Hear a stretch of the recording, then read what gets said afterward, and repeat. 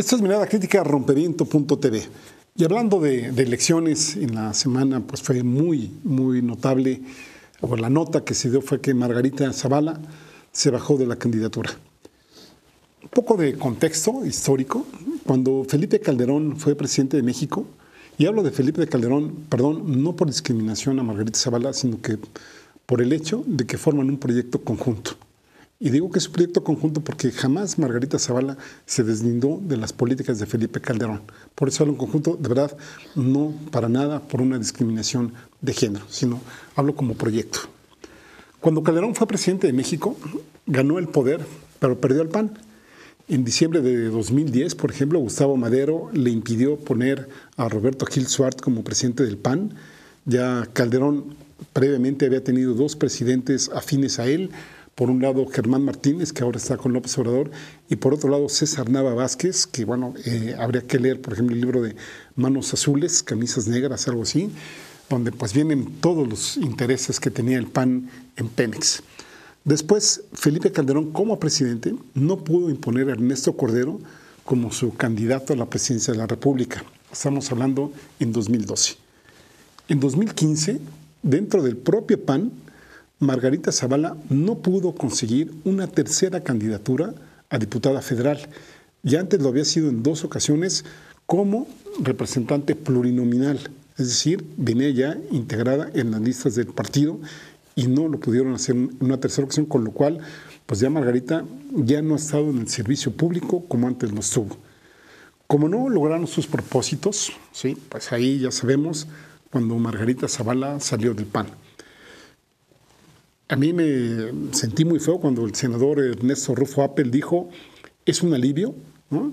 Refiriéndose a la salida de Margarita Zavala, dice, haga de cuenta, lo dijo en una entrevista, que como cuando uno tiene un absceso y sale la pus, eso es la salida de Margarita Zavala del PAN.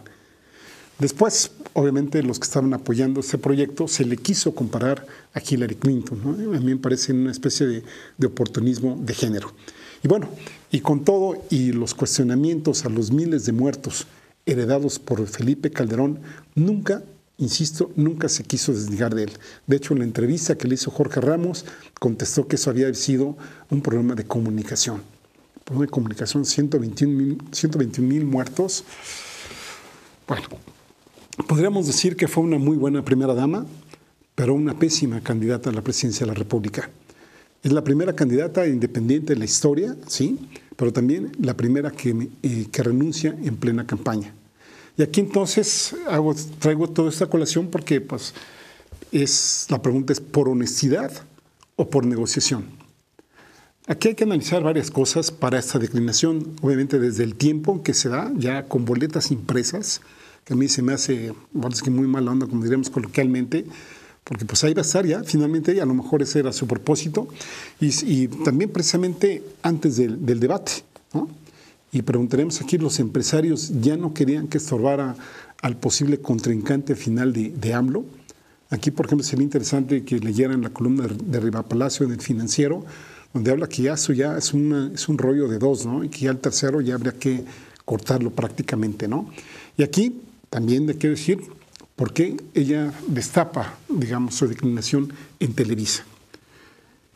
Para mí, desde mi punto de vista, es imposible decir que hubo honestidad de Margarita Zavala desde un principio. El INE, aunque detectó 327,456 firmas con diversas irregularidades y apenas superó con 3,575 firmas el requisito de haber juntado más de 866,000 firmas, la mantuvo ahí.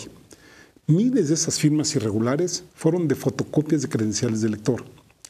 Margarita Zavala dejó pasar el tiempo de impresión de las boletas, ya lo estaban más de la mitad con los costos que ello representa el haber intentado algún cambio, y según sus declaraciones, en algún momento, ¿sí?, pareció que figurar, como les decía, figurar en la boleta, pues ese era su principal objetivo, que por supuesto ahí lo cumplí bien, y si eso lo era, pues tuvo un 10 de calificación.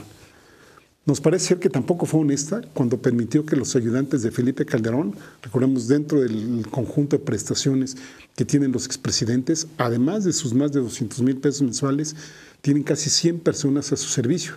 Bueno, pues muchas de estas personas estuvieron apoyándole en su campaña.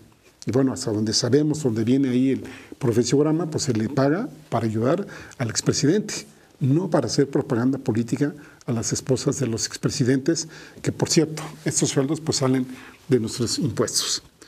En el programa de tercer grado, a Margarita Zavala se le halagó como una mujer doblemente valiente por sus dos renuncias, ¿no? La del PAN y ahora pues la de la candidatura. ¿Será así de verdad? Y hablando de honestidad, ahí Galván Ochoa también nos recuerda que Margarita renunció efectivamente al financiamiento público, que el 13 de abril su representante ante el INE, Fernanda Caso, anunció que devolvería 2.3 millones de pesos. Sin embargo, de acuerdo a la columna de Galván Ochoa, Margarita Zavala declaró ingresos privados al 14 de mayo por 14.584.791 pesos, de los cuales hasta ese momento solo ha comprobado 7.098.795 pesos. ¿Y el resto? ¿Qué argumentos dio Margarita Zavala para declinar, digamos, entre los velados y los no velados? Bueno, uno, que ya no le alcanzaba el dinero ni para pagarle a sus colaboradores, mucho menos para sostener las giras proselitistas. Ahí, por ejemplo, se menciona en diversos medios las fuertes presiones de los empresarios, entre ellos pues, el que le estaba financiando fuertemente su campaña, que es Bayeres. Esto para que dejara el camino libre a Ricardo Anaya. Dos, que les dejaba la libertad a quienes la apoyaron para que pudieran sumarse por quien quisieran, como si fueran miles de personas o de colaboradores de ellos, ¿no? Pues habría que contar a ver cuántos fueron, ¿no? Tercero, la intención de voto, que de Margarita Zavala iba para abajo. De ser una carrera parejera, como decían varios analistas cuando estaba todavía ahí en el PAN, bueno, hay quien la sitúa que prácticamente tenía más del 30% de intención de votos en junio de 2017, a menos de 5% en las últimas encuestas. Un cuarto argumento, no dejar un espacio para que le achacaran que ella fue un factor que le restó votos a Ricardo Anaya y al PAN, y entonces decir, bueno, pues yo no le facilité el camino a López Obrador. Es decir, que no fue un factor de división del voto anti-López Obradorista. Otro aspecto es la inequidad hacia los supuestos independientes. Aquí traemos a colación una de las columnas de Héctor de Mauleón, que habla que cuando Mid llevaba 2.894 spots, Anaya 2.788 y López Obrador 1.476, Margarita apenas llevaba 23. ¿No? En el caso del promedio por día de spots, por ejemplo, de Mid aparecían 32.15 por día, de Anaya 30.98, es decir, muy cercanos, 16.4 de López Obrador y 0.26 de Margarita Zavala. Y el último, podríamos decir, ya con una visión post 1 de julio, es decir, de 2 de julio en adelante, pues ya intentar negociar con el mejor postor, ¿no? Y aquí la pregunta es, ¿con quién? ¿Anaya o con Mid? ¿No? Ya Margarita Zavala dijo, pues si quieren hablar, hablamos, ¿no? Aunque sea un escaso 3% de votos, otros lo ubican con 5%, lo que quieran, ¿no? Estamos hablando de más de 2 millones de sufragios, que si el aparato propagandístico de México logra posicionarnos la idea de que es una contienda cerrada o de que va a ser una contienda cerrada, estos 2-3 millones de votos van a ser muy, muy valiosos. Recordemos que Calderón, nos dicen, ganó por el 0.56% de votos, que fueron algo así como 236,000 votos. Ahora imagínense, 2 millones sí que estaría empezando, por lo menos en este momento, ¿no? Digamos, el timing político que le llaman, ¿no? Margarita no se ha pronunciado ni por Mid ni por Anaya, ni en favor ni en contra. Y entonces aquí sería, con Anaya serán más fuertes los intereses que la suma de agravios. Nuevamente les invitamos a leer el libro de San Juana Martínez, La señora de Calderón, donde ahí pueden ver toda una cronología de cómo se dio la confrontación entre Anaya y, digamos, el proyecto Calderón-Margarita Zavala, ¿no? O bien, podríamos decir también el caso de Mid, ¿no? La convencerá José Antonio Mid, que él es uno de los más panistas no priistas y con quien además tiene mucho acercamiento y afinidades, tanto ella como Felipe Calderón. Aquí ya López Obrador había alertado la posibilidad de que Zavala se adhiriera al PRI y el propio Bronco dijo que pronto la veríamos con alguno de los dos. Mientras tanto, Ricardo Anaya, pues como ya sabemos, ya se acomodó un poquito en esta posición y vaya que se deshace en elogios para Margarita Zavala, que por cierto no la escuchó durante más de 2 años, no la vio, ni le concedió audiencias, ni, vaya, como diríamos en la calle, ni la peló. ¿no? Y obviamente, pues José Antonio Meade, que también le está hablando al oído y en voz fuerte para que se sume con él, ¿no? Y obviamente, pues en paralelo siguen los esfuerzos por muchos medios para bajar la intención de voto contra López Obrador. Ahí está el caso de Venezuela, que no tenemos nada que ver con Venezuela. Está el caso de Cuba, es el caso del autoritarismo, los riesgos económicos con los que nos están intimidando, por ejemplo, los empresarios, que inclusive se está documentando cómo los dueños de empresas les mandan mensajes a sus empleados para decirles que no voten por López Obrador, porque si gana López Obrador va a haber una crisis y obviamente si hay una crisis va a cerrar la empresa y obviamente se va a cerrar su fuente de trabajo. Y por supuesto también pues ahí está la renuncia de Zavala con la finalidad de concentrar votos útiles contra López Obrador. En este contexto, ¿qué podríamos decir?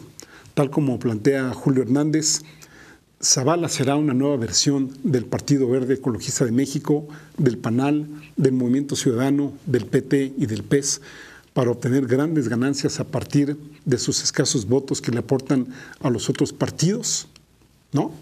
Aquí hay que decir, tanto con Anaya como con Meade, Margarita y Felipe Calderón saldrían ganando. El que más la necesita me parece que es Anaya, porque políticamente pues hacia el interior se le está un poco desbarajando ahí el asunto, ¿no? Es indicativo que dos expresidentes del PAN se hayan pasado a Morena, estamos hablando de Germán Martínez y Manuel Espino, y un tercero, que fue presidente de México, Vicente Fox, esté apoyando a José Antonio Meade, y recientemente Ernesto Cordero pues ya dijo que sí iba también con José Antonio Meade. ¿Cómo la ve? Usted, ahora sí que, ¿dónde cree que se decante la Margarita?